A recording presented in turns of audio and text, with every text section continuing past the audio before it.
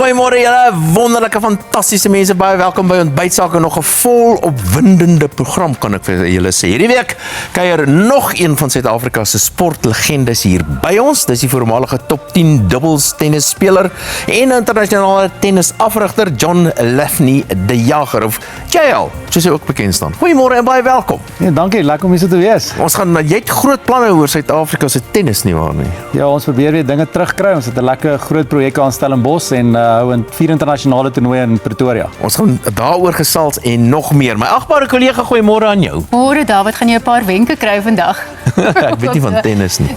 JL, baie welkom hier by ons. Is lekker om jou hier te hê. Soos gewoonlik het ons 'n lekker vol program vandag met landbousake, finansiële sake, nuussake, flieksake, ook leefstyl en kultuur. En ons hoor van 'n nuwe musiekblyspel wat binnekort by die Afriforum Theater te sien is. Dag sê. Groenie. Kyk, JL, jy weet ook van dubbels spel, maar ek weet van dubbels. Moenie verder gaan, moenie verder praat. Natuurlik vir die sakewêreld en die sakevolk is ook weer goed verteenwoordig. Ons vind uit oor noodsaandienste, belastingkwessies, gesonde leefstyl. So bly net waar jy is. En gepraat van gesonde leefstyl, Corlie, wat eet ons vandag? Ek maak vir jou begrotingsvriendelike ete vandag. Nou goeiemôre vanaf my bitterlekker koningskos kombuis en vandag maak ek iets wat regtig die beste van twee wêrelde saambring. Boerewors en pasta. Dis 'n heerlike troosgereg met daardie bekende Suid-Afrikaanse geur, maar 'n Italiaanse kinkel en ek bedien dit saam met nog 'n Hermanus Pietersfontein wyn swartskaap. En wat natuurlik belangriker is, die weer moet ook saamspeel daarmee. Selonia Becker vertel vir ons meer oor die weer.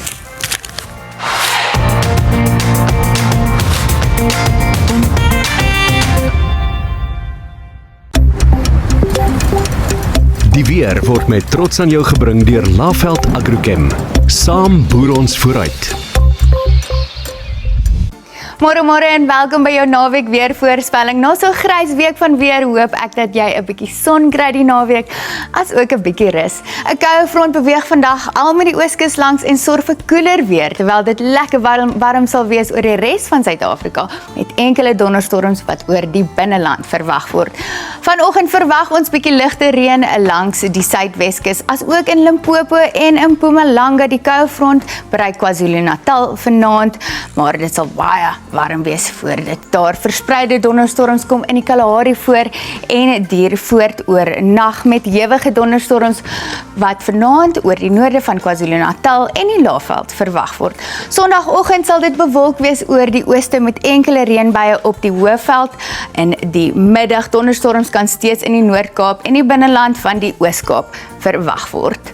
Saterdag verwag ons enkele donderbuie in Gauteng, waar dit ook warm sal wees met 30 grade in Pretoria. Lekker skoolvakansie weer. Sondag is daar 'n 60% kans vir reënbuie, aanvanklik in Mbombela, waar 'n maksimum van 28 voorspel word.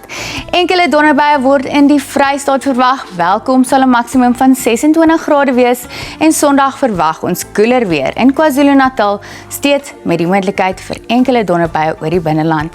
Saterdag is daar 'n 60% kans vir donderbuie oor die binneland van die Oos-Kaap en deur na die Wilde Kus toe, maar dit klaar op Sondag Port Elizabeth met 'n maksimum van 24 grade. Na 'n bietjie oggendreën langs die suidweskus verwag ons 'n sonnige middag en dit sal warm wees in Beaufort Wes met 31 grade en 'n koel oggend Sondag oor die binneland van die Wes en die Noord-Kaap en daarna raak dit warm. Verspreide donderbuie word oor die binneland van Namibië en die Noord-Kaap verwag en teen Sondag is daar steeds 'n moontlikheid vir enkele donderstorms in dieselfde gebied en dit raak ook baie warm in Walvis Bay en Luderitz. Maandag sal dit winderig wees langs die kus van Namibië as ook oor die Noord-Kaap se kus. Dit bly steeds warm oor die res van die land behalwe hier in die verre ooste waar nog baie reën verwag word. Vir Maandag aand voorspel ons donderbuie oor die noorde van Namibië as ook oor Botswana en daar kan steeds reën voorkom oor die Laagveld en teen die oostelike plateaurand. Lae temperature word oornag oor die suidelike binneland voorspel. Ligte reën duur voort in die Laagveld en teen die oostelike plateaurand Dinsdagmiddag, maar dit sal baie warm wees oor die westelike binneland. Enkele dondersons word oor Namibië, Botswana en die noordoostelike dele van die land verwag. Oggendtemperature van 12 grade in Sutherland en 13 grade in Graafrenet vir maandagooggend. Dagtemperature sal egter na aan 30 grade wees. Ons verwag ook 'n baie warm dag hier in Gauteng, 26 in Johannesburg. 'n Koel oggend oor die Hoëveld en die Vrystaat vir die Dinsdagoggend. Dit sal egter 'n warm middag wees langs die Ooskus met maksimum temperature in die middel 20s. Die wind gaan matig uit die weste waai in die Karoo Saterdag met taamlike sterk suidweste wind agter die koue front langs die Ooskus en dan die Sondag sal die wind lekker vroeg gaan lê langs die suid as ook die Ooskus. Dit is dan die weer. Wees veilig, rus lekker. Volgende is landbou sake met trots aan ons gebring deur Laveld Agrochem.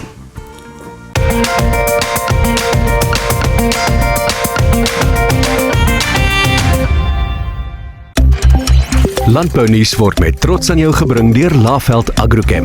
Saam boer ons vooruit. Kobus Hutter is die bestuurende direkteur van Agriculture. Kobus, goeiemôre, baie welkom. Môre Dawie, dankie vir die geleentheid. Lekker om jou hier so te hê. Agriculture. Wie is julle? Wat doen julle? Ons is 'n landboumaatskappy en ons is deel van die Laveld Agrochem groep van maatskappye. Ons ontwikkel en versprei produkte en dienste vir kleinboere oor Suidelike Afrika. Is julle 'n deel van die versekeringsbedryf? Nee, ons gebruik die Sure basies net om te wys ons het die vermoë om boerderyrisiko te mitigeer. So julle is betrokke in 'n konsultasiebedryf en in sekere produkte. Ja, ons doen konsultasiedienste en dan het ons ander dienste en produkte wat ons aanlyn aanbied. 'n Tipiese projek wat ons na sal kyk is wanneer 'n afnemer soos 'n verwerker ons sal nader omdat hulle 'n tekort het aan roumateriaal en dan vir ons nader om te vra of ons die roumateriaal kan aanvul by kleinboerprogramme en ons het die volledige sisteme en stelsels om sulke programme suksesvol te dryf. Jy het nou hierdie produkte saamgebring. Vertel my hiervan. Ja, dis ons beginnerspakreeks. Wat ons doen, ons kyk om optimaal insette te kombineer in 'n vereenvoudigde wyse en dit dan op 'n groot skaal te doen sodat die koste daarvan baie bekostigbaar is. En dit spreek maar voedselsekerheid aan in gemeenskappe. Is julle besig met besondere suksesvolle projekte nou? Ek dink die mees suksesvolste projek op hierdie stadium is in die Noord-Kaap by Loetsville waar ons nuwe boere het wat toegetree het om brandresies te plant en dit lyk baie goed. Is julle by res van Afrika ook betrokke in sekere projekte daar? Ja, ons is sedert 2010 al in Afrika by projekte betrokke en die mees bekende een is seker Leseli Farms is in die weste van Zambië, teen die Zambesi rivier en daar het hulle al pekanneute en sitrusboorde al gevestig. Om 'n klein boer te wees is besonder moeilik. Dis nie maklik nie, dis nie romanties nie, dis baie harde werk. So wat is daardie vereiste om regtig suksesvol te wees as 'n klein boer? Uit ons ondervinding in een oogopslag het jy heel eers natuurlik het jy 'n afset nodig, het 'n mark nodig vir die produkte wat verbou word. Dan help dit om goed toegang te hê tot goeie kwaliteit besproeiingswater en dan seker net so belangrik as dit nie belangrikste is nie, ons doen 'n volledige ondersoek na die persoonlike profiel van die boere of die groep kleinboere om seker te maak elkeen aan boord is bereid om hard te werk en ook om 'n pad saam met ons te stap ten spyte van uitdagings. Ek reken die boere moet baie goed en baie mooi besef dat hierdie is baie harde werk. Dit gaan nie sommer net gebeur nie. Dis verseker. En logistiek om die goed by die mark te kry, is dit nie ook 'n groot uitdaging? Dit kan 'n uitdaging wees. Veral in Afrika is dit baie belangrik om voor die tyd die huiswerk te doen. In Suid-Afrika is dit makliker, maar alles het maar te doen om 'n deeglike studie en opname te maak van 'n projek voordat daar afgeskop word. Kobus Hutter, bestuurende direkteur van Agriculture. Baie dankie dat jy vanoggend by ons 'n draai gemaak het. Dis baie interessant om met jou te gesels. Baie dankie, Dawie. Oor na Charlene in kuiersake en ons gas vandag is die voormalige professionele tennisspeler JL, soos hulle bekend staan, die Jager, en sy gesels met hom.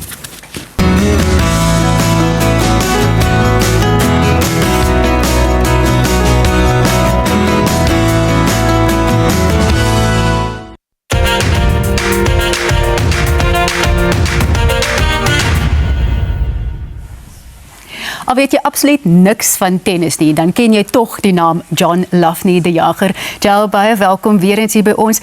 Daar was absoluut niks in jou geboorte, dalk in jou grootwordjare ook, maar spesifiek die dag van jou geboorte, wat 'n aanduiding gegee het dat jy hierdie hoogte sou bereik nie. Inteendeel, jy moes niks van hierdie goed kon gedoen het nie. Celine, ja, ek was baie gelukkig geweest dat ek 2 ouers gehad het en ek noem hulle my coaches van die lewe wat nie geglo het wat dokters gesê het nie. So toe ek gebore is, my hart gaan staan. Hulle het my inspuiting gegee, die senuwee in my regterbeen raak gespuit en ek het net 10% gebruik van my senuwee in my regterbeen. So ek kan glad nie my tone beweeg nie. My een been is korter as my ander been en hulle het gesê ek sal nooit kan sport doen nie. So gelukkig het my ma en my pa nie geluister na wat die dokters gesê het nie en ek mag nie kaalvoet geloop het nie tot ek 18 jaar oud was. Op jong ouderdom het my pa gesê gooi jou skoene weg, loop kaalvoet en dit het my regtig baie gehelp. So ja, dit maar net ek het nie limits in my lewe nie, enigiets is vir my moontlik. En partymal is dit frustrerend vir mense want ek gou en ek sien nie onmoontlik altyd raak en so ek was bevoorreg. My ma en my pa was die rede gewees waarom ek so dink. Ja, maar jy het gesê dat jou ma se hart ook gaan staan het en eers het ek gedink jy bedoel dit figuurlik, dat sy so groot geskrik het oor wat met haar kind gebeur het. Maar dit het regtig gebeur, dit was regtig 'n traumatiese dag. Ja nee, dit was 'n traumatiese dag. Ek weet my ma kon nie narkose vat nie en sy het 3 kinders gehad. So ek het sou gedink het na die eerste een sy opgehou het, maar as jy my ma geken het dan was dit maar net, dit was al dit soos sy is aan haar persoonlikheid. Ek was baie bevoorreg geweest. Ja, so ek sê ek het 2 great ouers gehad wat my groot gemaak het en 2 sissies wat altyd daar was. Ja, wat het dit jou geleer oor sterk wees en om die professionele loopbaan te bou wat jy terwyl gedoen het? En dit moes sekerlik die sterk fondasie gevorm het waarop alles gebeur het. So Lenie, die ongelooflike ding vir my was dit my ma het my nie groot gemaak met iemand wat 'n gebrek het nie. En ek het 'n ernstige gebrek gehad in 2000 toe ek Olimpiese spele toe gegaan het. Hulle sommer vir die van 'n toets gedoen en ek het gekwalifiseer om na die Para-Olimpiese spele toe te gaan. Maar hulle het my nooit groot gemaak met 'n kind wat 'n gebrek het nie. So dit baie van my vriende wat al jare vriende met my is, jy weet, ons is besig om iets te doen en dan praat ons oor die voet, dan sê hulle wat se voet praat jy van. So dit het my maar net geleer, jy weet, enigiets is moontlik. Ons as ouers, ons as afrigters, ons sit 'n limit op onsself en ons sit 'n limit op ons kinders. So ons sien 'n kind, so ons praat oor sport. Ons sien 'n kind, dan dink ons in ons koppe, ja, hy gaan miskien op hierdie vlak in deelneem. Afrigters soek altyd die beste talent daar buitekant. Maar wat van die talent wat reg voor jou sit? So as ons mindset nie reg is nie en ek sien kan die beste uit jou bring nie, gaan ek nie die beste uit jou kan bring nie. So my voet het my geleer dat ek moet altyd gaan kyk na die goed wat mense nie raak sien nie, want as jy hulle geluister het na wat die dokters gesê het en hulle het na my gebrek gekyk, so jy nooit gedink het ek was bevoorreg om weet in 45 Grand Slams te speel in die 2 finale, ek was bevoorreg om 4 in die wêreld te wees, sou nooit gebeur het nie. Dis 'n baie groot ouerskapsles wat jy net daar vir ons leer, nê? En jy het ook altyd gesê it takes a village, nê? As jy kyk na jou grootwordjare in Ermelo, en as ons na baie van ons elite sporthelde kyk, dan kom hulle almal uit klein dorpies waar amper 'n gemeenskap is wat hulle groot gemaak het. Hoe kan ons daai gemeenskap weer skep, want dit bestaan amper nie meer vandag nie. Ons bly in stede agter hoë mure. Ja, vandag dis anders, maar ek is bevoorreg ek het in Ermelo groot gemaak. Ek het ongelooflike vriende gehad. Al hulle ma's en pa's was my ma's en pa's en ek sê altyd van my grootste pak slaas wat ek in my lewe gekry het was my pelle se pa's. Ja, so ek dink jy het met sosiale media, met die fone en alles en weet waarna toe ons gaan vandag, dis baie moeilik. Maar daarso is 'n disconnect vir my wanneer dit in skole kom met die skool, die onderwyser, die kind en die afrigter. Ons moet baie nader aan mekaar werk en dit is baie goed wat ons nou by skole doen en ek werk by skole om dit nader te kan kry. Die ouer moet weet wat die afrigter met sy kind wil doen. Julle met die kind se gemeenskap word. Ons gaan nou verder met jou gesels, eers oor na Corley en dan is dit weer ek en JL.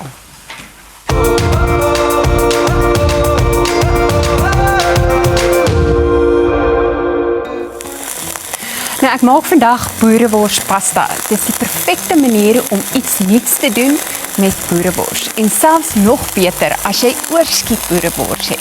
Nou wat ek van hierdie gereg hou is hoe eenvoudig dit is. Maar die geure is ongelooflik diep en vol. Nou dis die tipe kos wat jy op 'n tafel sal sit en almal gaan vir nog 'n skiepie vra. Nou ek begin met die boerewors. Hier is dit al klaar besig in die pan om te braai.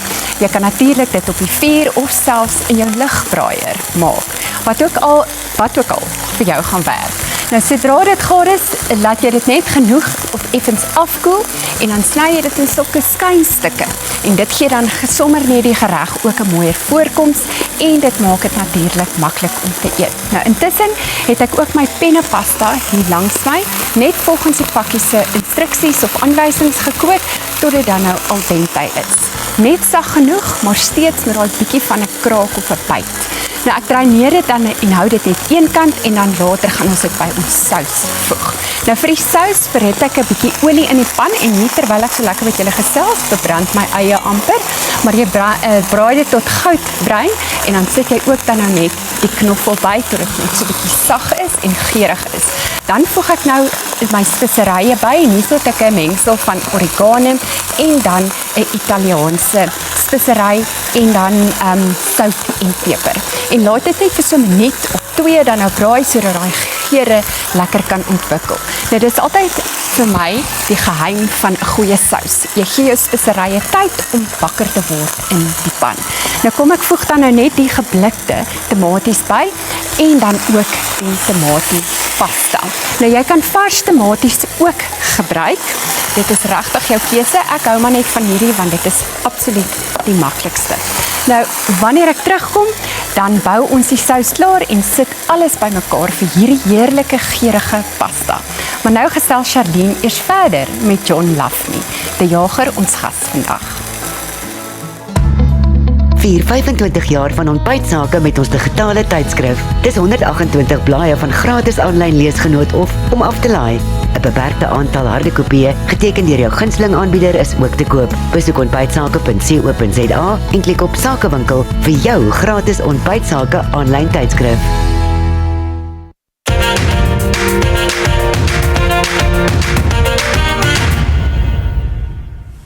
Ek is als verder met JL de Jager.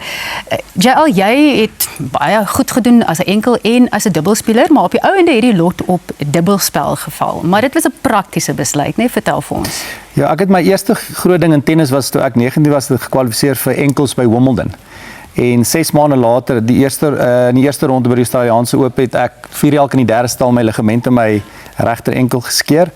Ek het aanhou speel, ons het uiteindelik die semifinaal gemaak, teruggekom huis toe en Dr. Fie Ferreira, wat ongelukkig nou oorlede is, hy het van kleins af na my gekyk.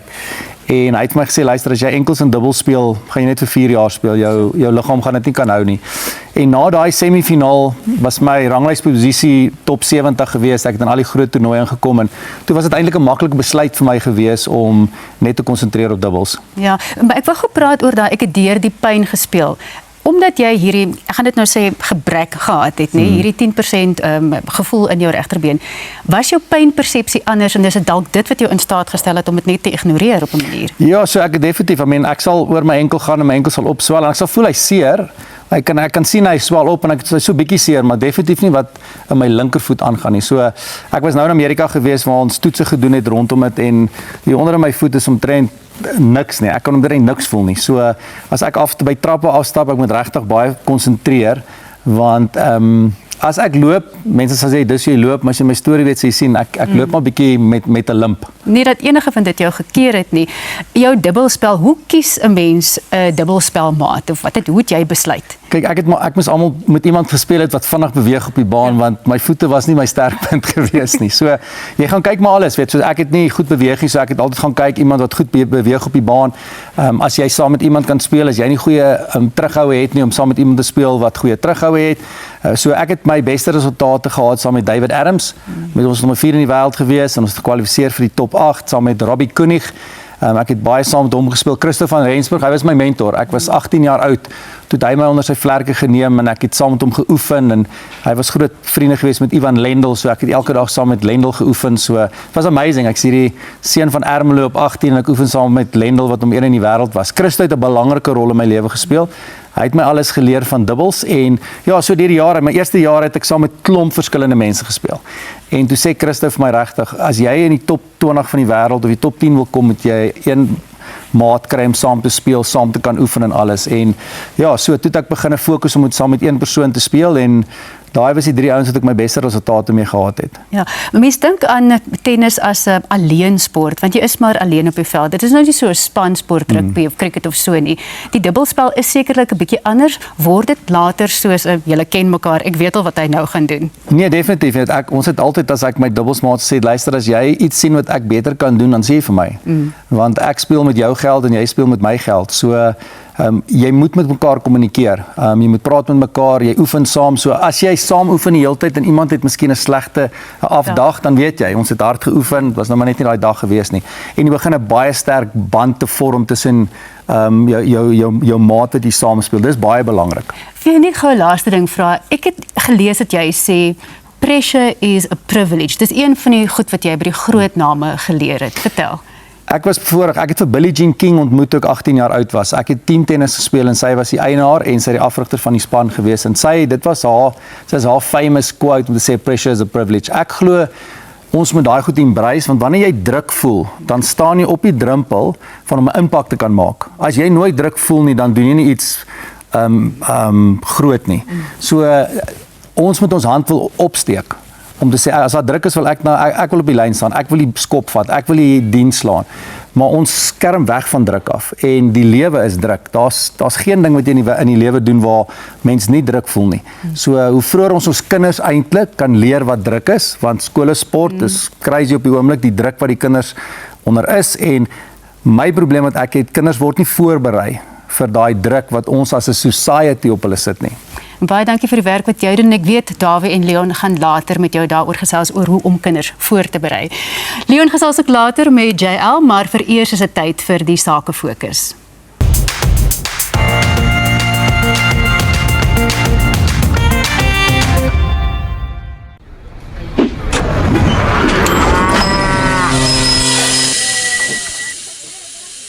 Pollen, besigheidsfinansiering. Welkom by die Sakefokus wat vandag in en om Johannesburg val. En ons eerste stop is by 'n lekker Ierse restaurant in die Wesrand van Gauteng, waar daar altyd lekker gekuier word. En daarna gesels ek met die mense van CSN. In die hartjie van die Wesrand in Johannesburg lê 2 juwele: Irish Rock Pub and Restaurant in Little Falls en in Radiokop. Dis werklik uitsoek kroegrestaurante met autentieke Ierse nuances, geure en 'n vriendelike atmosfeer waarvan jy sal hou. 'n Plaaslike gunsteling vir die afgelope 20 jaar. Die Irish Rock is 'n kroeg waar vriende en familie bymekaar kom en feesvier met heerlike kos, lewendige musiek en hulle bekende keuse van 10 koue tap biervariante waaruit jy kan kies. Van breakfast tot baskets, nachos en platters om te deel. Jy sal verseker iets op die spyskaart kry om jou honger te stil. Of jy nou vriende vir drankies ontmoet, of lus is vir 'n stewige maaltyd, Irish Rock is altyd gereed om jou met 'n glimlag te verwelkom. Dis 'n ten volle gelisensieerde kroeg, met die grootste variëteit tapbiere, drankies in die vorm van sopies, skemerkelkies, spiritus en wyne. Die lys is langer as die eienaar se 2 arms. Die restaurant deel se kombuise het 'n heerlike kommersiële spyskaart wat byna elke smulpaap se hongerlus sonder moeite sal bevredig. Dan het beide restaurante ook nog 'n gelisensieerde dobbeleenheid wat privaatheid aan hulle gaste bied met gewaarborgde wenuitbetalings.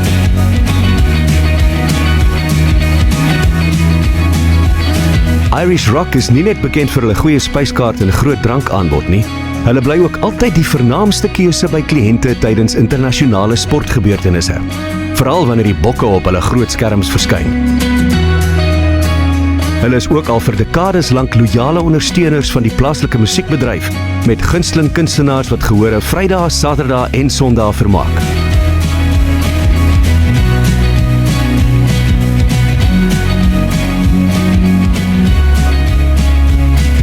Irish Rock Pub and Restaurant, 'n gemoedelike en vriendelike atmosfeer met letterlik iets van alles. Sien jou daar. Natuurlik geen bekendstelling nodig, Christo Strydom van CSN. Goeiemôre. Môre. En dan hier saam met hom vanoggend Lelyn Labeskagni, 'n fiksheids- en leefstylafrigter. Dis reg, goeiemôre. Ja, sy baie welkom hier by ons. Christo, jy kom stel vandag vir Lelyn voor, 'n dame wat die definisie van gesondheid is. Hoekom het sy die CSM-program gevolg? Kyk, CSM het homself mos nou alreeds wêreldwyd daarom bewys in diabetes en vetsug, wat hy vir hulle kan doen. En so is dit nou mos laat ons moet nou daarom bewys wat ons vir die mense wat fiks is, wat moeite doen met hulle liggame ook kan doen. En ek dink as ons nou die kykers nou terugdink so laas jaar was Dawie Rood hierso en hy het ook gevra om net vetpersentasie te verloor. En hy het dit toe reg gekry. Nou dieselfde met haar. Sy wou so ongeveer 5% vetpersentasie verloor om haar spiere 'n bietjie uit te bult. En hier is sy. Sy het dit gedoen. Ja, wonderlik. Lelyn, hoe het jy die CSN-program ervaar en dink jy kan die CSN-beginsels en eetplan op die langtermyn in jou leefstyl inkorporeer? Leon, verbaasendlik indrukwekkend vir my. Ek was verras vir my resultate, soos Chris ook gesê het, plus minus 4 tot 5% liggaamsmassa verloor. Wow. Vir my was dit 'n 19,5 cm in totaal in my probleemareas. Glo dit of nie. En oor die algemeen vertoon my spiere beter. Ek het meer uithou vermoë en ja, ek voel net oor die algemeen net beter in myself. Ja, dis wonderlik. Baie geluk en dan ook met jou aanstelling as leefstylafrigter by CSN se Pretoria kantoor, sien ek. Watter dienste lewer jy aan kliënte? So ek is nie net 'n mooi gesig hier in die kantoor nie. Dit glo ek. Ek gee ook raad en advies vir wat die CSN produk aanbetref. Wat die detoxplan, die 10-dag detoxplan ook aanbetref, is baie gewild onder die kliënte. Enige raad advies kan hulle vir my vra. En dan ook ek sit daar in Pretoria Oos se hoofkantoor in Moreletta Park by die All Seasons Boutique Hotel. All Seasons Boutique Hotel. Yes. Goed. En dan kan hulle gerus hulle gewig daar kom rondgooi. Ek letterlik. Letterlik. Is dit tipies, is dit oefensessies ook wat hulle doen? Wat doen die met ons het die All Seasons Boutique Hotel wat ons mee saamgesmeld is, waar hulle ook hulle gesondheidskampe kan kom hou as jy dit so kan stel. Wonderlik. Wat hulle ook kan belangstel. Ja. Wonderlik. Lelyn Labeskagni, fiksheids- en leefstylafrigter, baie dankie. En Christo Strydom, stigter en eienaar van CSN, baie dankie dat jy 'n draai kom maak het. Ons kyk nou na nog 'n besigheid in Honeydew in die Wesrand en dan is dit tyd vir ekonomiese sake met die heer Dawie Rood. Binne die bedrywige Honeydew voorstede lê Eagle Canyon Golflandgoed, 'n oase waar natuur en leefstyl mekaar naadloos kruis. Destyds was dit 'n ou steengroef wat omskep is in die landgoed, buiteklub en golfbaan wat dit vandag is. Hier word vreemdelinge, familie, gemeenskappe word geskep en 'n gevoel van welstand gevind. Hierdie veilige landgoed wat meer as 1400 huise bevat, bestaan uit gemengde residensiële opsies. Van gevestigde vrystaande huise en deeltitelkomplekse tot 2 vrystaande ontwikkelings wat tans aan die gang is. Die Country Club spog met 'n Colorado Links 18-puitjie golfbaan, oefenbaan en golfskool. Hier is 'n halweghuis, gimnasium, restaurant, kroeg en 'n bekroonde spa en haarsalon. Die landgoed self het verskeie speelparke en groen gordelareas. Daar's pragtige staproetes deur die landgoed in die voëlreservaat of om die golfbaan. Fiksheid-entoesiaste kan tennis speel, hardloop en fietsry of jy kan visvang by een van die vele damme. Die mense wat hier bly is baie gemeenskapgesind. Hulle geniet verskeie inwonersgeleenthede dwars deur die jaar en kuier saam by die klubhuis. Onnodig om te sê, sekuriteit is 'n prioriteit van die landgoed, met veilige toegangsbeheer, moderne kameratoerusting en 'n 24-uur beheerkamer. Daar is ook 'n 24-uur noodhulpkamer en noodreaksiespan beskikbaar. Mense kom hier as vreemdelinge en vertrek as familie. Eagle Canyon is deur Caxton's Best of Joburg as die beste landgoed aangewys van 2022 tot 25. Beste golfbaan 2024 en 25 en beste country club 2025. Eagle Canyon Golf Estate. Of dit nou vir 'n leeftyd of 'n dag is, hier word herinneringe gemaak.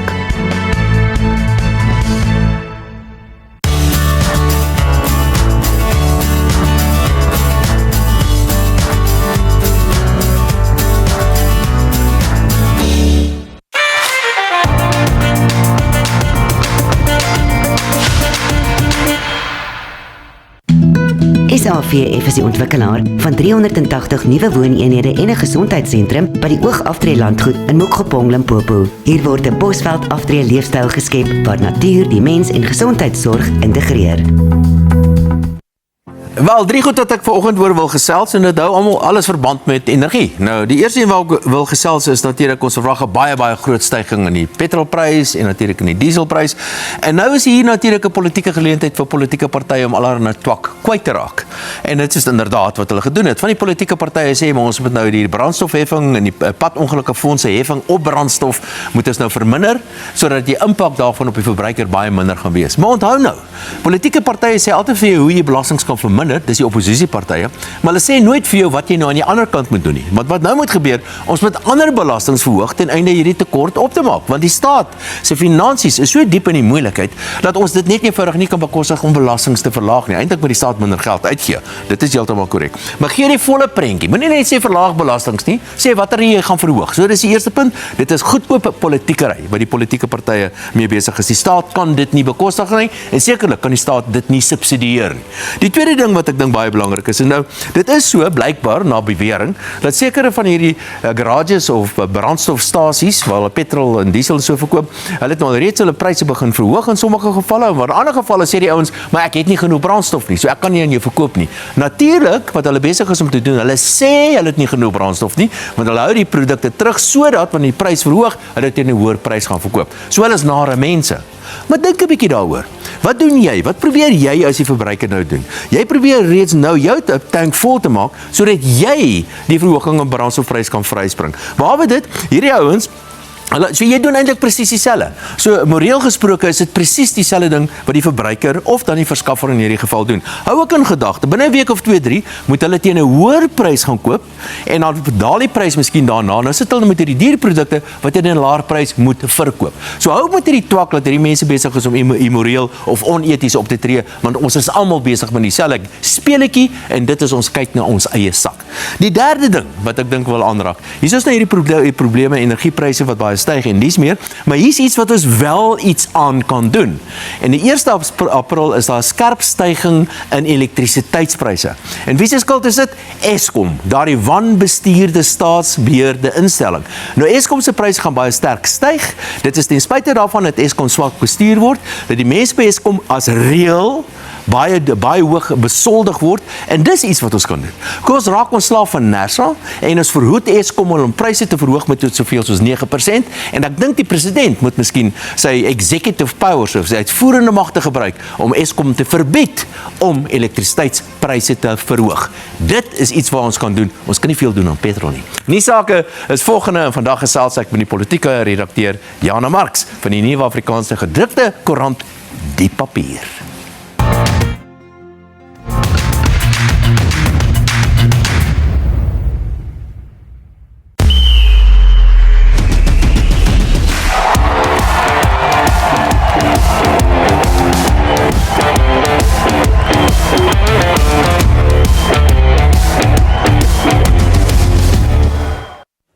Maar dis die eerste keer dat ek hom sien, dis die Nuwe Afrikaanse gedrukte koerant en sy naam is Die Papier, nie die Pampier nie, Die Papier. Jana Marx is vandag. Goeiemôre, baie welkom. Môre Dawie, dankie. Lekker om jou hier te hê by ons. Ag, is lekker om by julle te kuier. Dit is 'n lekker ding wat aan die gang is oor die gesprek en die debatte oor die verhoging in die petrolprys en die nare volstasie eienaars en alles wat daarmee saamgaan, maar ek dink elektrisiteit is die antwoord. Dit is hoe jy hierdie probleem gaan oplos. Maar dis nie hoekom jy hier is nie. Ek sien julle het vir Frikkie op die voorblad. Dis nou vir Kile.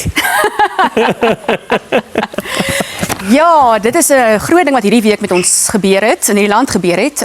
AfriForum se privaat vervolgingseenheid, dit natuurlik onder leiding van advokaat Gerry Nel.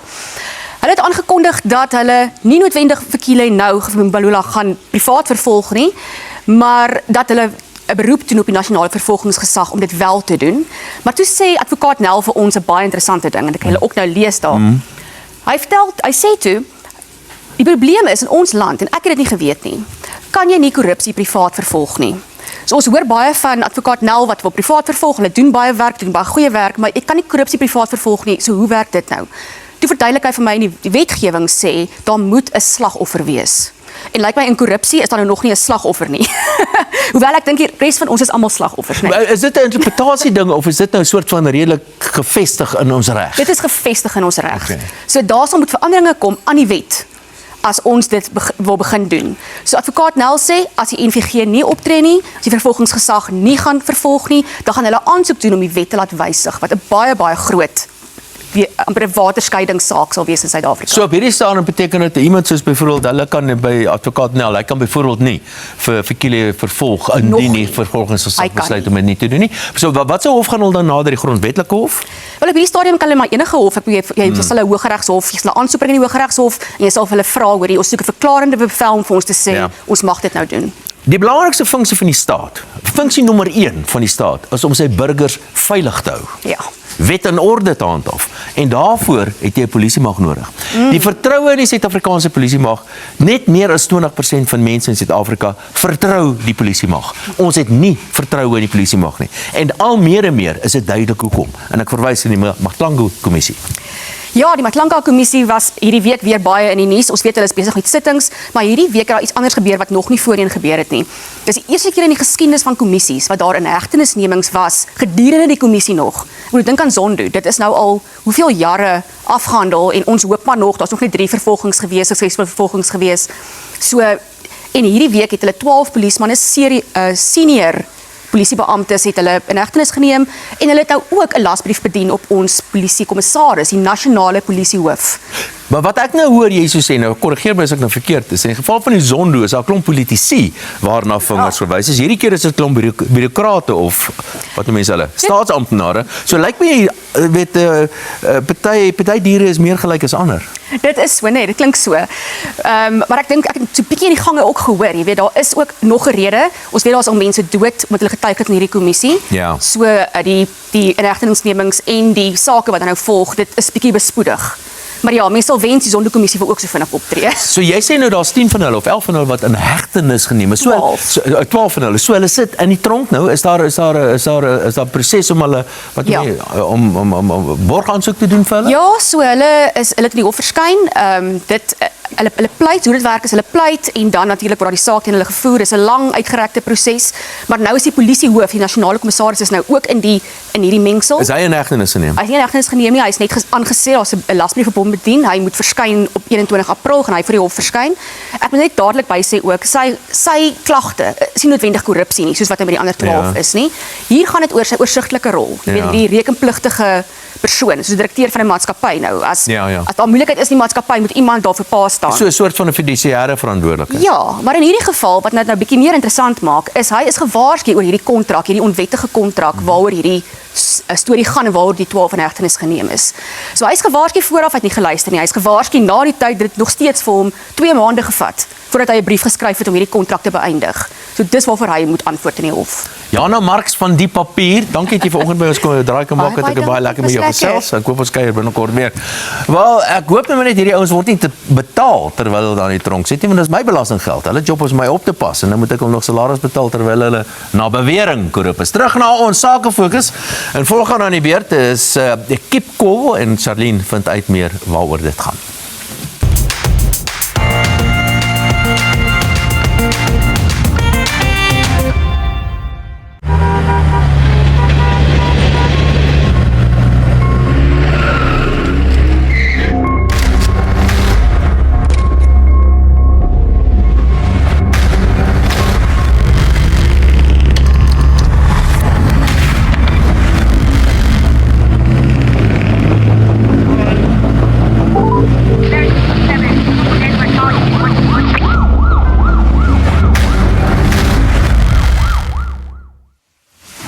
Marina Roestoff is die stigter van Kipkol en sy kuier hier by ons in die ateljee. Marina, baie welkom. Vertel vir ons, waar het die idee van Kipkol ontstaan? Okay, ek was al baie keer in weerlose situasies waar mense om my was, maar hulle kon my nie help nie. En ek het klomp kinders en ek het baie met hulle rondgery en ek was altyd bang dat ek gehijack gaan word. En so is ek inderdaad gehijack op 'n stadium. Gelukkig was hulle nie by my in die kar nie, maar dit het gebeur in 'n besige straat waar daar was baie mense in die straat en sekuriteitswagte en ja, die mense was om my, maar hulle het my nie gehelp nie. Hulle het dit nie gesien gebeur nie. Toe het ek gedink ek moet 'n idee kry waar ek my kar eintlik kan gebruik om vir mense om my te wys ek is in die moeilikheid. Ja, en so die idee ontstaan. En dit is nou die kontrepsie wat daar voor jou is. So hoe werk dit? Wat sien ek alles? Okay, so wat dit basies is, dit is 'n display. Dit is 'n wat teen jou kar se venster kom. Dit kan ook op jou huis of by 'n restaurant of by 'n kerk of by 'n skool opkom voor. dit word gekoppel aan 'n battery in jou kar se battery en dit word met hulle wired panic buttons in jou kar gesit. Jy kan self kies hoeveel panic buttons jy wil insit en jy kan kies waar hulle moet wees. So dit word absoluut vir jou doel gemaak. As jy die stelsel word geïnstalleer in jou kar. Ja, en so hoe werk dit in 'n noodgeval? Ek het die paniekknoppie binne, ek neem aan dit is nou daai een wat daar lê. So jy het 'n afstand vir 'n afstandbeheer remote en dan het jy ook 'n wired panic buttons wat jy op verskillende plekke in jou kar sit. So jy weet waar dit is, so jy druk een van hulle. As jou kinders agtereen kan druk en jy kan nie, of as dit jy in 'n kattebak gegooi word, dan kan jy ook een druk en dan kom daar so 'n boodskap agter op jou kar se venster om te sê jy is in die moeilikheid. Dis 'n baie pertinente, baie sigbare sein wat mense kan sien en met 'n nommer, met 'n noodnommer. Dit kan of 112 wees wat ons nasionale noodnommer is wat ek nie dink mense weet nie en dit werk, of dit kan jou sekuriteitsmaatskappy se nommer wees of jou opsporingsmaatskappy se nommer of enige ander nommer wat jou noodnommer is. Maar ek kan bepaal wat 'n nommer geskakel so as hy geïnstalleer word, dan kan jy sê ek wil hierdie nommer hê. Die idee is dat ons 'n app ontwikkel. Ons dit hang nou maar af hoe ons nou doen is dan gaan jy 'n app ontwikkel wat jy self jou nommer kan inprogrammeer. Maar jy gaan niks anders kan programmeer nie. Dit is die noodsein is 'n dit is 'n ek wil graag hierdie noodsein moet nasionaal eintlik erken word as 'n sein as vir crime in progress. Maar Marine, hoe dink jy gaan dit die veiligheidssituasie in Suid-Afrika verander? Want jy weet, ons het tog ander goed soos paniekknoppies en opsporingsstelsels wat jy kan installeer in jou. Ja, so die Keep Call is baie uniek. Dit kan net gebruik word in 'n crime in progress situasie en dit is regte tyd, real time. Okay, en wat dit baie nice maak is dit word amper gecustomized. Dit word gecustomized, pasgemaak vir jou behoeftes. Ja, pasgemaak vir jou behoeftes. En so omdat jy dit is eintlik 'n sein wat mense gaan sien wat hulle gaan weet. Dit is 'n crime situasie. Jy kan dit nie op 'n ander manier gebruik nie. En as daar nommers wat display word, so mense wat dit sien, weet wat om te bel. Die groot probleem in Suid-Afrika het ek nou identifiseer is eintlik dat ons dit nie, daar's nie, wel is nie wêreldwyd 'n sein wat sê dis 'n crime, dis 'n misdaadsituasie nie. Daar's 'n klomp ander teken. Wie het die meeste nodig sou jy sê? Maas wat soos jy moes rondgery het. Ja, toeriste, ou mense, gestremdes, maar dan ook soos motorverhuuring maatskappye, mense wat passasiers vervoer. Ek dink almal in Suid-Afrika het soos nodig en dis nie 'n kompetisie met 'n opsporingsstelsel of dis aanvullend. Ja, dit is aanvullend tot enige stelsel. Dit kan baie maklik met 'n stelsel geïntegreer word. Hy kan onafhanklik bestaan, maar hy kan ook baie maklik met 'n stelsel geïntegreer word. Marine, ek gaan jou daar moet haltroep. Baie dankie dat jy vanoggend kom kuier en baie sterkte. Ek dink dit is 'n wonderlike inisiatief. Baie dankie. Baie dankie vir die geleentheid. Nou by Estelle van Staden uit oor haar opkomende sakefokus.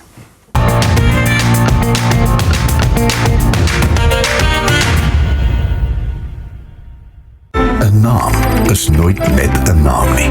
'n Naam, 'n reputasie word gemeet nie aan wat dit sê nie, maar aan wat dit doen. Beskerm jou besittings en verseker jou finansiële toekoms. Kontak ons.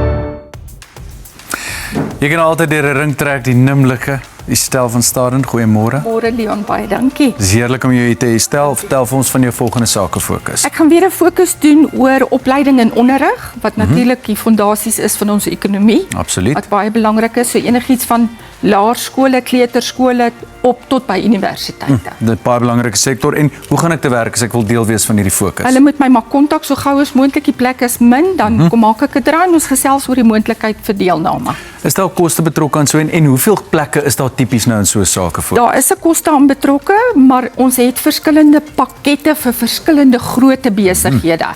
En ja, hulle moet my maar so gou as moontlik kontak. Ek is seker hulle gaan hierdie saai uit in Mei maand. 23 Mei. 23ste Mei en hulle moet maar spring. Korrek. So as jy uitstekende televisieblootstelling wil hê net hier op Ontbytsake in daai sektor, skakel vir Estelle.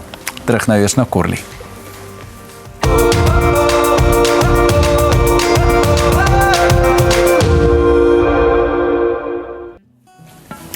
So die sous het regtig lewe begin kry en ek het intussen ook 'n paar ekstra geure bygevoeg. 'n Teelepel of 2 se suiker om die suurheid te balanseer, 'n bietjie bladjan vir daardie soet bekende smaak en 'n ekstra bietjie tomatiesous, gewone tomatiesous. Nou ek het ook 'n blokkie beesvleis aftreksel daarin verkrummel. Ek het hom sommer so gevat en net opgekrummel en dan laastens 'n halwe koppie rooi wyn of dan 'n bietjie water, net vir daai ekstra diepte en om 'n bietjie meer vloeistof te maak. Nou as dit mooi het ek dan nou mooi deurgeroer, die deksel opgesit en vir so 15 tot 20 minute laat prit, laat al daai geure net lekker ontwikkel en dis dan natuurlik waar die magic ook gebeur om daai geure te ontwikkel soos ek gesê het en dan te verdiep. Dan roer ek net heel laaste 'n bietjie vars room by, net om hierdie sous so effe bietjie romerig te maak. Dan is dit dan nou natuurlik die resultaat wat jy hier in die pot sien. 'n Heerlike geurende diep tomatie sheba sous. Al wat dan nou oorbly is om gekookte pennepasta direk by die sous te voeg en dit goed deur te meng sodat elke stukkie pasta mooi bedek is. Laaste stap is dan natuurlik hierdie gesnyde boerewors ook in die pasta pan. Nou kom ek doen gou 'n paar stappe. Ek wag nog vir my boerewors om so 'n bietjie af te koel net sodat ek dit makliker kan sny. So ek gaan so lank van hierdie pasta in my pot voeg. Ek gaan eers so, ek hou daarvan om nogal so bietjies in te sit van alles en dan deur dit so laat te pak en dan dit deur te meng. Dit maak die meng van dit net makliker. Nou natuurlik kan ek nie net dit dood eenvoudig doen nie. Ek sit wel ietsie ekstra by.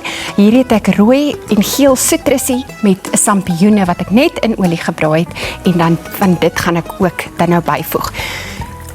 Ek net so 'n bietjie insit, dan sal ek nou die ander insit. Nou ek gaan dit nou nog goed alles deurmeng en 'n laaste goeie roer gee en dan gaan dit net vir 'n paar minute deurwarm word, dan is ons gereed.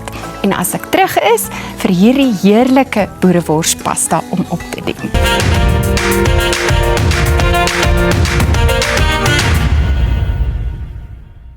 Die legendariese Chuck Norris het onlangs afgesterf soos julle weet en hulle sê sy grootste claim to fame is hy het 'n foto saam met John Luffney die jager geneem. Is dit die waarheid?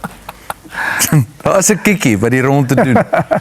Ek het geweet jy gaan daarna toe gaan. Ek moes dit, ek bedoel, daar's Chuck Norris. Hoe ongelooflik is dit nie? Hoe dit gebeur? Ongelooflik. Ons was in Houston gewees en ons moet by elke toernooi moet die spelers goed doen vir 'n pro-am speel of iets en ons opdaag daar so hulle het ons gesê, weet ons gaan en toe ons by die klub kom te sien ons maar hier's baie sekuriteit. Ja. Nog hier is vir jou. En toe ons instap, jy weet, toe sien ons toe's Chuck Norris daar en ja, president George Bush, so dit was 'n ongelooflike ervaring geweest die dag, ja. Ek wil nou net sê, want Chuck Norris het sekerlik nie sekuriteit nodig nie. John Luffney, vertel vir my van Beyond the Baseline Coaching. Wat gebeur daar? Maar ek was nog altyd, as gevolg van my voet, was die mental kant van sport was vir my baie belangrik geweest, want ek moes uitgefigure het toe ek gespeel het. Ek het obviously gevolg van my gebrek en toe ek was bevoorreg geweest, ek het saam met die beste spelers in die wêreld gespeel en toe klaar gespeel het, begin afrig, het ek spanne afgerig waar die beste Roger, Rafa en Novak in speel en by elke toernooi sien jy die top afrigters, so praat en gesels en leer en ek het nog altyd 'n passie vir dit gehad en toe begin ek met spelers te werk, so Beyond the Baseline is basies ons werk met corporates, ek het my vernoot is Chris van 'n Mesh, so dit is 'n paar wat ons doen die breinprofiele, lateraliteitsprofiele om jou dominansie te bepaal, want volgens dit het ons 'n default setting. As ek met jou werk en ek weet nie wat jy sien, wat jy hoor en hoe jy informasie kan proses nie, gaan jy die belangrike goedjies mis. So praat met besighede, help spanne. Soos gehoor, as gevolg van my voet, daar's nie limits vir my nie. So hoe kan ons spanne en corporates help om na die volgende vlak toe te gaan? Besighede wat na hulle wil 10 miljoen, maar nou wil hulle 50 miljoen gaan jaag. Hoe kry ons hulle daar? Hoe praat ek met jou? Weet jy om die performance trigger van die persoon waarmee jy werk te kan kry sodat hy sy beste kan gaan doen. So ons doen die profiele en dan werk ons met die besighede en dan wat ek doen is ek vertel my storie. Ek dink dis 'n interessante storie want as jy geluister het na my ouers geluister het dan sou ek nooit gekom het waar ek was nie. So ons as afrigters, ons as ouers, ons as mense wat besighede lei het 'n belangrike rol want ons moet lei. Ek sê altyd, as mense sê hulle is jammer, dan dink hulle vulnerability is weakness, vulnerability is power. En mense besef dit nie, jy weet, en ons as mans veral, weet, ons sê nie baie maklik jammer vir ons vrouens ons verkeerd gewees nie. Maar dit is powerful daai. En ek het geleer met die sport, as jy met iemand werk en vir iemand kan sê, luister, ek weet hoe dit voel. Ek weet hoe voel dat jy op Senekort van Wimbledon moet speel en nou moet jy 'n groot wedstryd speel. Ja. Ek was ook senuweeagtig geweest. Baie keer wil ons voorgee, ons het al die knowledge en dis maklik. Die lewe is nie maklik nie, die lewe is 'n challenge, maar as jy dit goed reg doen, dis baie moeilik, maar dis eintlik baie maklik. As ons net die regte goed volg. Sure. Ja, natuurlik dit wat jy die individu kan leer en individu in 'n span konteks is baie belangrik. Jy moet eers daai individu reg kry voordat die span reg kry. So daarin mos maar van die swakste skakel. Ons het een hier die swakste. Jy raak net met hom. Ja, so, dit was rugby is my gunsteling sport. Ek is een van ons, ek's 3 uur die oggend in Amerika op my foon, dan kyk ek die Pumas en Griquas te mekaar speel. Ek love it. En ek was baie bevoorreg geweest om betrokke te wees by Tuks. Nicolas het my betrokke gekry, vir 3 jaar en my hele doelwit daar was, hoe kan ons die individuele mindset na 'n span toe bring? Want yes, there's no I in team, but if I'm not ready, how am I going to add value to the team? Ja. So om dit te bring en dit is amazing vir my gewees. So my sport, my te doen met al die mense oor die wêreld, ek is die hele tyd besig om te leer en ek vra. My pa het altyd vir my gesê, my kind, jy moet baie vra, maar ek moet weet waarna toe ek gaan. So ek noem dit my pin location. Ek moet weet waar my pin location is. En om met my pin location uit te kom, het ek sekere mense in my kar nodig om uit te kom. So hoorie, ons tyd is amper op. Ek wil jou tog net vra. Tennis as 'n spansport. Ons praat nou oor die individu en tennis is 'n individuele sport, selfs in dubbels, maar as 'n spansport se geheel, hoe werk dit? Hoe werk die sielkunde daarvan? Kyk, ek is voor so baie jare al by span by World Team Tennis betrokke in Amerika. In Desember het ek die wêreldspan afgerig teen Europa en ek doen die World Tennis League ook. So jy kom basies, ek kom Sondag by mekaar as 4 of 5 spelers in die span, ons begin Woensdag te speel. Wat ons gedoen het met die profiele, so ek kan nou al begin agterkom jou profiel. As jy 'n linkeroor, is jy 'n regteroog en dit help my om te kommunikeer met die spelers om beter te verstaan wat hulle doen. Dit het my regtig baie gehelp. So met die beste spelers wat ek al mee gewerk het, dis baie maklik en ook die inligting van hulle te kry, waarvan hou hulle as hulle speel of as hulle op die changeover is waarmee ek met hulle moet gesels. Ek gaan laat Dawie verder met jou daaroor gesels, vir my baie interessant. Dankie John Luffy dat jy vanoggend by ons draai. Ons is nog lank klaar met jou nie, so sit net rustig.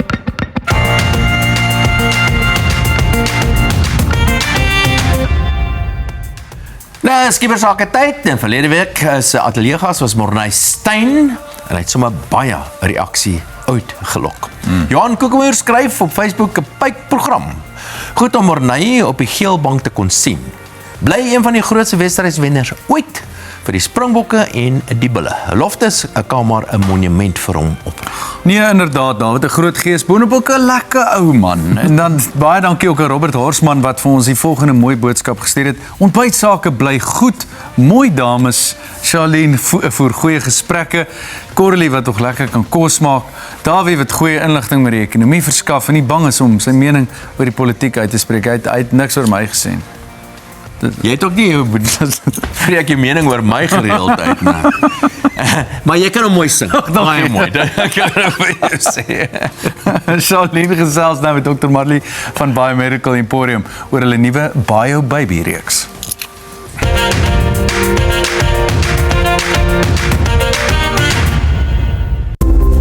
Jou vel is so uniek soos jou vingerafdruk en Biomedical Emporium se oplossing is so uniek soos jy.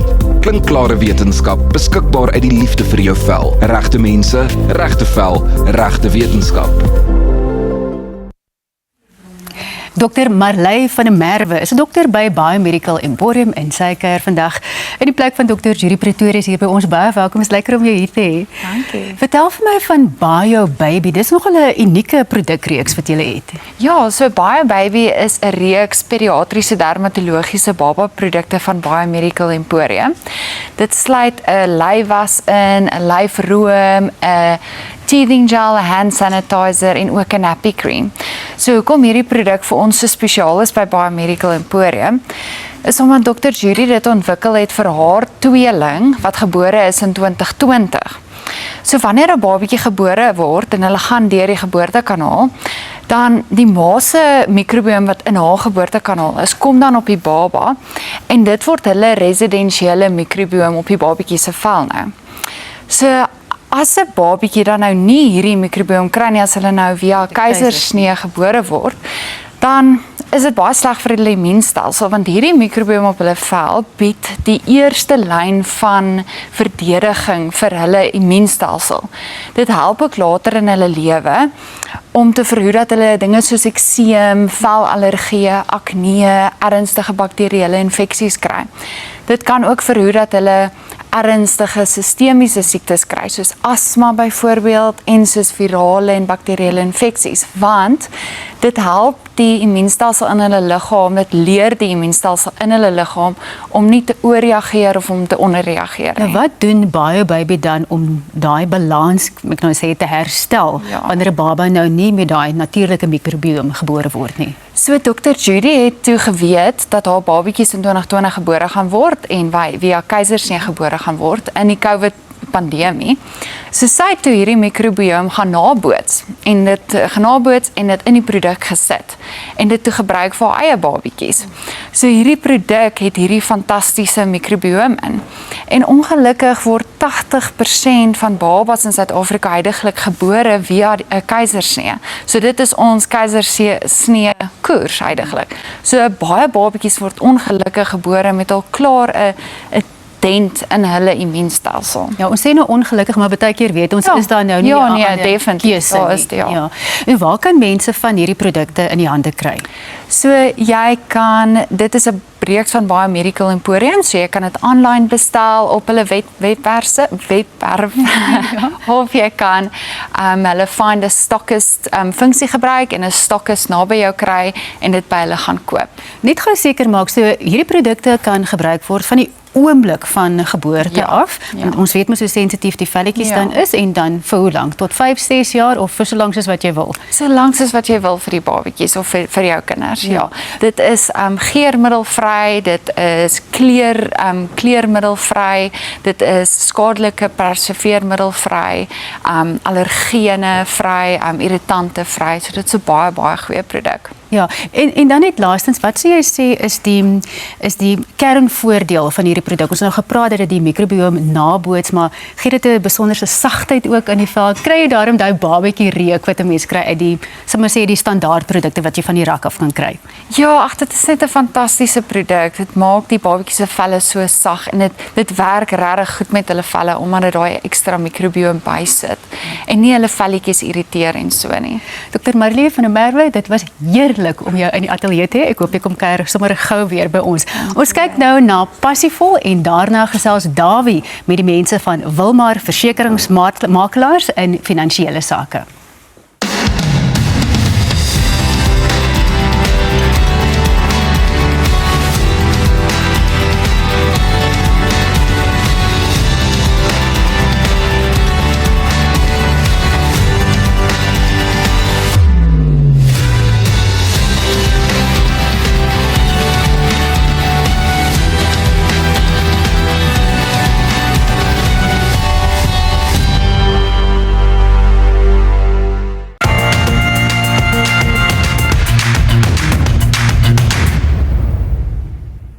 Willem Lotriet is die eienaar en Jonet Groenewald is 'n finansiële en versekeringsadviseur by Wilmar Insurance Brokers. Goeiemôre en welkom. Goeiemôre. Lekker met julle te gesels. Ja, dankie. Begin by jou Willem. Wilmar, waar kom julle vandaan? Wat is die oorsprong? Vertel my van die geskiedenis. Jy's jong, baie jare terug het ek in versekering gewerk by 'n maatskappy en besef ek is redelik goed met wat ek doen en toe 22 jaar amper tot die dag terug besluit dis seker tyd om dit op my eie te doen. Het oorspronklik net gefokus op korttermynversekering. Die eerste klomp jare is maar taaf soos wat enige klein besigheid is. Dit werk uit jou kamertjie uit by die huis en dit het ontwikkel van daar af. Klomp jaar later was ons een van die groter onafhanklike makelaars en nou jaar op jaar wen ons diamanttoekennings by verskeie versekeraars. So ons doen baie goed en 'n klomp jare terug, ek sal sê so 5 jaar terug, toe besluit ek om uit te brei net om weg te kom van korttermyn alleen af en ons het die hele finansiële adviesgedeelte bygetrek om seker te maak ons kan ons kliënte omvattende dekking gee en heeltemal na al hulle belange omsien wanneer dit kom by finansiële beplanning. Net, dit is nou baie keer so dat mense stel kort met die versekering uit, want dit is te ingewikkeld. Wat sien jy gereeld by die kliënte? Tawie, wat ek gereeld sien is dat mense sê hulle sal later daarna kyk of nee, ek het alles in plek of dit is gedek. En die ding is, die lewe wag nie vir daai later nie. Omstandighede verander, dinge gebeur. So byvoorbeeld as jy nou kyk, daar's baie kliënte wat vir my sê hulle is al 10 jaar of 20 jaar by hierdie versekeraar, hulle is doodgelukkig, hulle stel nie belang nie. Maar hoe baie was daai polis wat hulle het hersien in die 10 of 20 jaar wat hulle daar is?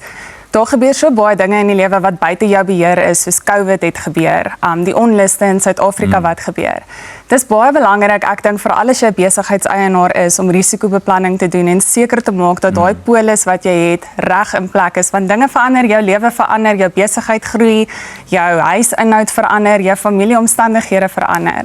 Selfs lewensversekering, as jy iemand is wat met jou hande werk en daar gebeur iets en jy kan nou nie meer verder jou werk doen nie. Ongeskiktheidsdekking en inkomstebeskerming is daar super belangrik om plek te hê sodat jy normaal kan aangaan en nog vir jou gesin kan voorsien. Maar jy moet toch vir die mense sê, ons is anders. Hoe is julle anders? Weet jy, dis vir my baie maklik. Ek is een van die persone wat wakker word maandagoggend en baie bly is ek gaan werk toe. Ek geniet wat ek doen, ek het baie passie vir die werk wat ek doen. En mense is vir my belangrik. Nie net die mense wat ek sien nie, maar die mense wat ek aanstel. Dis vir my belangrik om seker te maak dat elke persoon wat ek inbring in my besigheid en eerstens inpas by ons as 'n organisasie en inpas by die tradisie wat ek probeer bou en die spanbou wat ek probeer kry, en dat hulle dieselfde passie het as wat ek het vir mense, sodat hulle vir hulle kan omgee, die beste belange op die hart sal hê, en sal seker maak dat hulle na daai mense omsien. Ek maak seker dat my mense word almal baie goed opgelei. Ek vat nie net 'n persoon van die straat af en sê daar gaan jy verkoop 'n polis nie, ek vat hulle deur die hele prosesse, ek maak seker hulle word ordentlik opgelei, kry die regte kwalifikasies. Net vandag, wat is die belangrikste ding wat die kykers vandag moet wegneem? Dawie, dat dit nie net oor 'n polis gaan nie, maar oor gemoedsrus.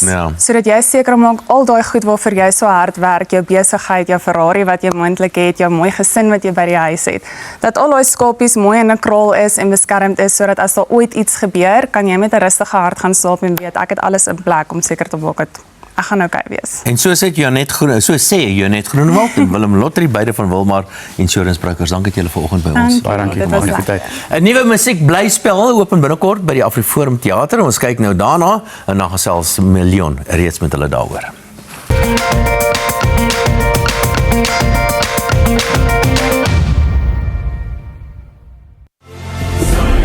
Ons vir jou, die ikoniese Afrikaanse musiekspel wat ons volk se storie vertel.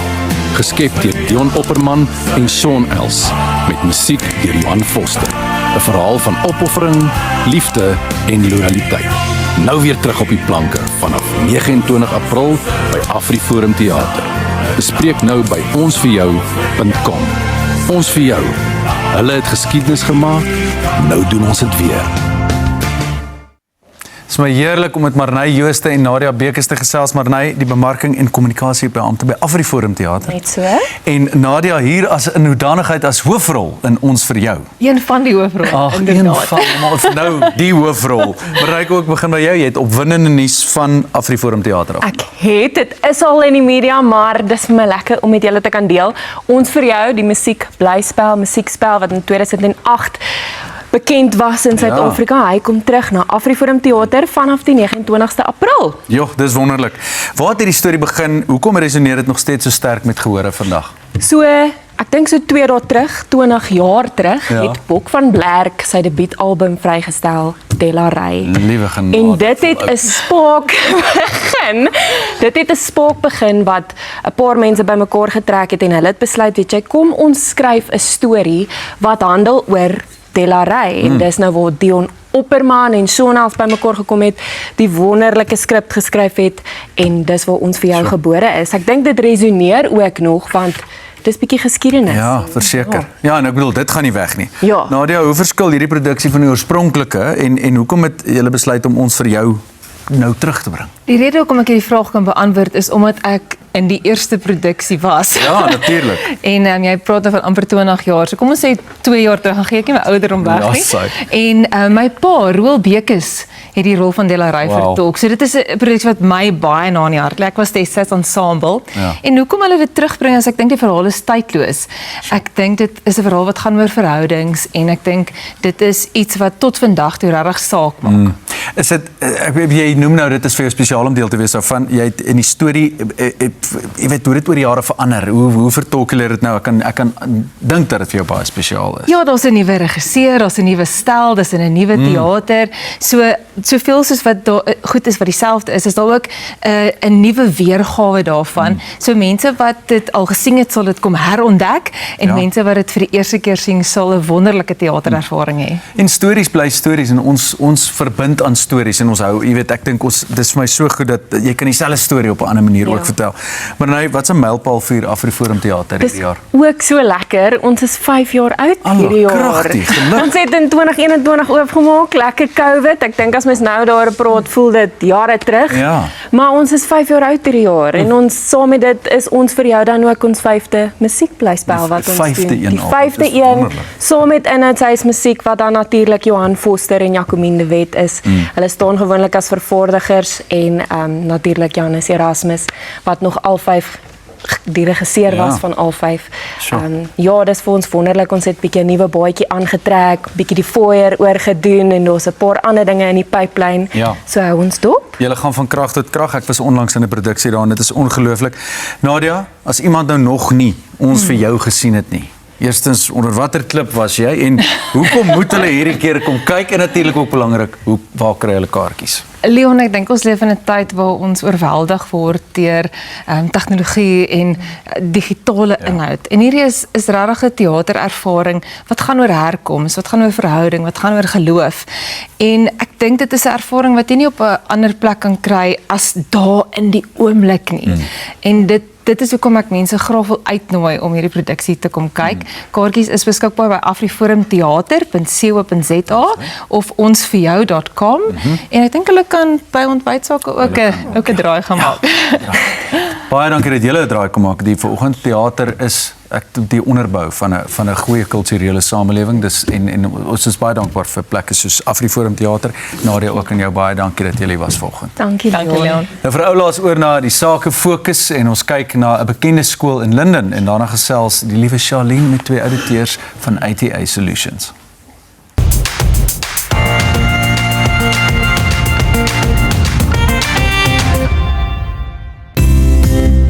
Laerskool Lou Geldenhuys in die hartjie van Linden volg 'n holistiese onderwysbenadering met individuele ondersteuning om selfvertroue en persoonlike groei te bevorder. Van kultuur- en sportaktiwiteite tot uitstappies en vertonings. Elke leerder kry die kans om talente te ontwikkel met selfvertroue, kreatiwiteit en sosiale vaardighede. Hulle SKI-klas ondersteun graad 4 en 5 leerders wat nog nie gereed is vir die uitdagings van akademiese wisseling nie. Die Habitat bied ook terapeutsdienste in 'n gemaklike omgewing. Besoek gerus llg.co.za. Herdis Potgieter en Jolandi Jacobs is van ATA Solutions en hulle kom vandag vir ons vertel hoe om uit die moeilikheid te bly met SARS. Baie goeie raad wat ons van julle gaan kry. Jolandi, nou belasting is op 'n goeie dag 'n mynveld en dan vra seker maatskappybelasting. Wat uit jou ervaring sien jy is die redes hoekom mense moeilikheid kry met SARS? Ja, Charlene, kliënte kry hulle betaal duisende rande boetes en sorry. Nee, dit is 100%, ja. So, dit is die geld wat jy betaal in boetes as jy in die moeilikheid kom by SARS, so dis natuurlik onder andere en dit is nie noodwendig hulle skuld nie. So baie van die as gevolg van kommunikasie wat nie by hulle uitkom nie. So dit maak dit nog 'n slagveld. Nou, jy sê nou kommunikasie wat nie by hulle uitkom nie, beteken dit dan dit is my verantwoordelikheid as 'n kliënt om seker te maak dat my kontakbesonderhede by SARS op datum is. Ek kan mos maar nou en dan 'n foutjie maak. Ja, so die onus bly op jou om te verseker dat jou kommunikasie op datum of jou kontakbesonderhede op datum is. So dit beteken dat of ons ondervind baie in praktyk dat kliënte hulle kry nie die kommunikasie nie en dan gebeur dit dat dit wesenlike boetes en en kontantvloeidruk op hulle sit. Want SARS het die reg, as hulle vir jou aanmonings of addisionele aanslag stuur, om die geld direk by jou bank te verhaal. So dit maak dit nogal 'n wesenlike probleem. So Gerdus, ek wil daar by jou optel, is dit regtig so, is daar wetgewing wat sê hulle mag dit doen? Ja, absoluut. SARS kan vir 'n bank instruksie gee om die geld direk by jou rekening af te trek. En ek meen, soos ons weet, vir enige besigheid is kontantvloei 'n groot storie en dit het 'n groot impak daarop. En soos wat Jolandi ook nou genoem het, is jy moet die regte verteenwoordiger aanstel. So as die verkeerde verteenwoordiger aangestel is, moet jy eers die regte verteenwoordiger aanstel voordat jy enige saak of so met SARS kan beswaar of indien. Ja, nou wat gebeur nou, ek het nou nie my kontakbesonderhede op datum gehou nie en nou kom hierdie kommunikasie nie by my uit nie. Wat is dan die proses as ek 'n aanslag of kennisgewing van SARS 3 maande, 4 maande na die tyd? In realiteit maak dit nie saak nie. Hy bly geldig. En ongelukkig begin jou tyd wat jy beswaar voor kan begin onmiddellik loop. Boetes en rentes loop ook onmiddellik op. En daarom is dit belangrik om 'n kundige span aan jou kant te hê om jou te help deur hierdie situasie. Nou Jolande, ek wil terugkom na hom toe. Hy sê nou die klok begin so te sê loop die oomblik as daai boete uitgereik word of as daai aanmaning uitgereik word. Maar hoe werk jou tydraamwerk as jy 'n beswaar wil maak? Moet jy dit binne 'n sekere tydlyn doen, 2 maande? So jy het 80 besigheidsdae om 'n beswaar aan te teken. Indien jy nie daai 80 dae as jy dit verstryk, dan raak dit baie moeilik om 'n beswaar in te dien by SARS. En dan sit jy met die volgende situasie, as SARS daai geld reeds, of dan het SARS 90 besigheidsdae, sien ons in praktyk om daai beswaar goed te keer. En dan, so as jy in 'n situasie sit waar SARS die geld reeds uit jou bank uitgetrek het, nou vat dit jou 90 besigheidsdae om daai geld eintlik weer terug te kry. So jy kan dink dit is wesenlike kontantvloeidruk. Ja. Gerdus, enige laaste wenke wat julle het vir besighede, want ek neem aan julle is die mense wat hulle kan help met hierdie tamaletjies. Ja, kyk, as dit by SARS kom, is dit belangrik om te kyk na die tyd. Dit is belangrik om die korrekte inligting te hê en natuurlik ook om die regte span aan jou kant te hê. So ons by ATI Solutions help graag met audit, belasting en enige rekenkundige navraag. En die kykers kan ons kontak op per selfoon, per e-pos of LinkedIn of Facebook en ons help graag landwyd. Ja, so maak eerder kontak met julle eerder as later voordat jy geld uit jou rekening is. Ja. Baie dankie dat julle vanoggend kom kuier. Baie dankie. Onthou van Estel se volgende sake fokus, kyk sommer nou en skryf haar nommer af as jy dit dalk voorheen gemis het en daarna maak Corlie vir ons die kos klaar. Ontbytsake projekbestuurder Estel van Staden werk aan 'n sakefokus oor onderrig en opleiding. En sy nooi enige onderneming of instansie wat hierby betrokke is om haar te skakel en die land te wys wat julle doen. Dit word op 23 Mei uitgesaai.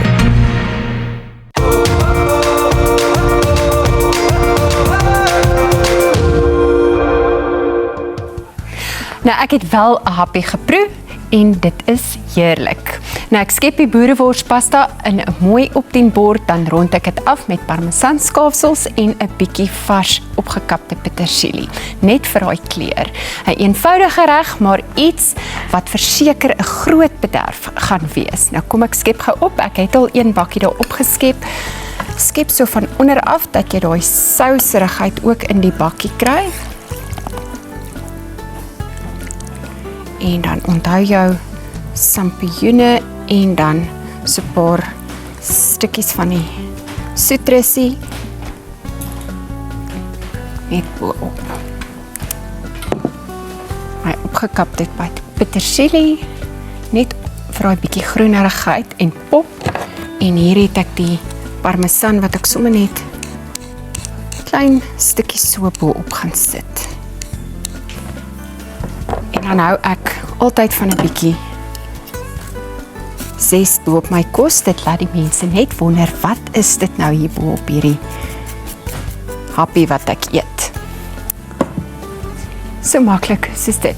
Nou hierdie boereworspasta is die perfekte kombinasie van trooskos en geur. eenvoud, vullend en ongelooflik lekker. Nou dis ideaal vir 'n gesinsete of wanneer jy iets vinnig wil maak wat almal gaan geniet. En nou weet jy om wat met daai oorskiet boerewors na 'n braai te doen.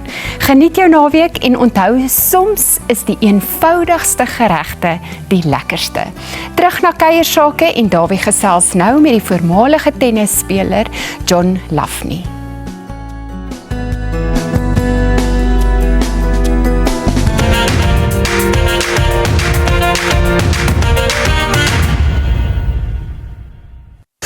John Lafnie die Jager. Mag ek jou vra wat John dubbel door naam en die Lafnie, waar kom dit vandaan? My oupa was John Samuel Lafnie gewees. Ons het so baie Johns in ons familie en toe besluit my ma, sy wil nie nog 'n John hê nie. Toe gee hulle vir my die double barrel naam.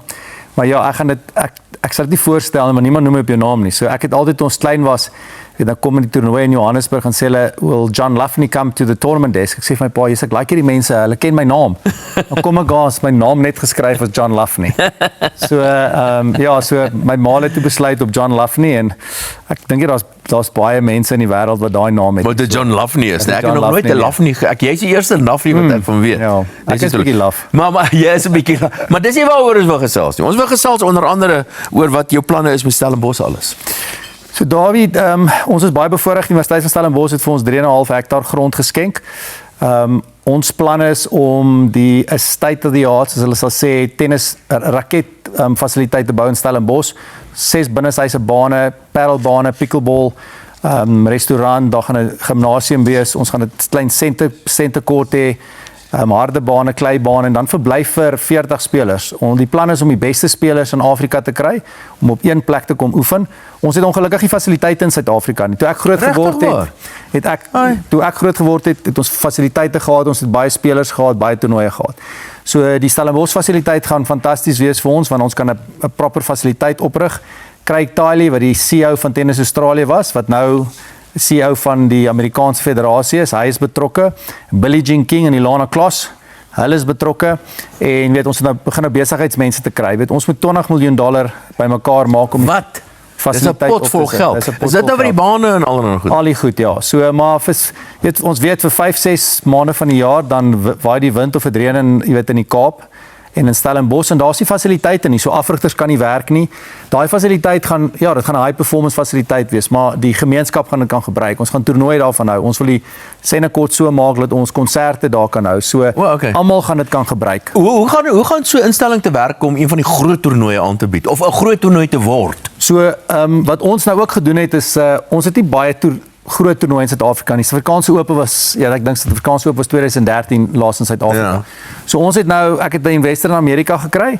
So ons gaan nou einde Mei het ons die eerste internasionale ATP Tour Challenger wat hulle dit noem. So ons gaan 4 hierdie jaar hê. So dit werk, die ATP het challengers wat dan in die tour events inbeweeg. So ons plan is, meeste van ons topspelers speel college tennis. Ons het van ons spelers wat voltyd speel, behalwe Lloyd Harris. Philip Henning is so 330 in die wêreld en dan het jy vir Colin Motsi, Devin Badenhorst, hulle speel college tennis. Ons moet daai middeltoernooie met ons vir hulle skep. So wat ons nou met die challengers gaan doen, gaan dit skep. Ons plan is om 250 te hou en dan die einde van Julie begin Augustus $50,000 en $75,000. So as ek sê $75,000 is die totale prysgeld. En dan jaar 2 word daai groter, 75-100 en eventually jaar 4 is ons visie om die SA Ope te hou by die nuwe fasiliteit in Stellenbosch. Maar die kuns is natuurlik hier om die groot name te trek. En waar agter loop die groot name agter die prysgeld op? Nee, dis toernooie. So ons is nog nie daar nie. As ons toernooie wil hou, ons weet nou Boundaries, my besigheid saam my vernoot Holger Lash, ons het vir Roger en Rafa Suid-Afrika toe gebring. Op hierdie stadium om daai name te sien, moet ons vertoonwedstryde hou. So ons plan is elke jaar om 'n groot vertoonwedstryd te hou. So ons is nou besig met die volgende match in Afrika, die groot naam om te kom. Ons is besig met die 4 challengers en dan het ons 'n span toernooi wat die showdown genoem word. 40 van die beste Suid-Afrikaanse spelers wat speel, 4 spanne, dus is die cricket, die formaat is bietjie anders, dis tydverbonde, ons speel vir 20 minute, daar's 9 wedstryde, na 9 wedstryde die span met die meeste punte wen. Jy wil jouself bemark. Jy wil eintlik deel word van die mense moet praat van jou. Yes, ja, so dis waar ons die Suid-Afrikaanse spelers kan kry om hulle te kan bemark, die challengers gaan wees vir die Suid-Afrikaanse spelers en dan gaan ons die ultimate showdown hou, waar ons die 6 top Suid-Afrikaners, 3 mans, 3 vrouens kry met internasionale spelers gebaseer op die span kompetisies wat ek by betrokke is oor see. Ek en jy gaan nou verder praat. Ons vat vinnige 'n blaaskansie. Ontbytsake word met trots gevlieg deur FlySafair. Besoek flysafair.co.za en gebruik hulle laagkoste soekfunksie vir die mees bekostigbare vlugte na al die groot stede in Suid-Afrika en verder. FlySafair, vir die liefde van vlieg. John Lafney, die jager.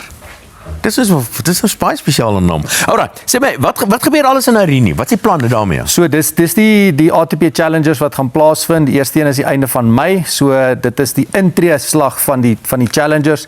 Ons het dit juis gedoen om al die Suid-Afrikaners 'n geleentheid te gee. Dis by die Irene Country Club. Dis so ek sê eerste toernooi is van die 25ste Mei af, dan die 1ste Junie is die tweede een. Dit gaan nie net tennis wees nie. Ons wil 'n festival hou en die tema gaan tennis wees. So ons gaan 1 of 2 konserte hou daar op die cricketveld, markte en dan die tennis. Dit is 'n geleentheid vir Suid-Afrikaanse mense om te kom kyk na spelers wat tussen die ranglysposisie van 250 en 400 is. Ja.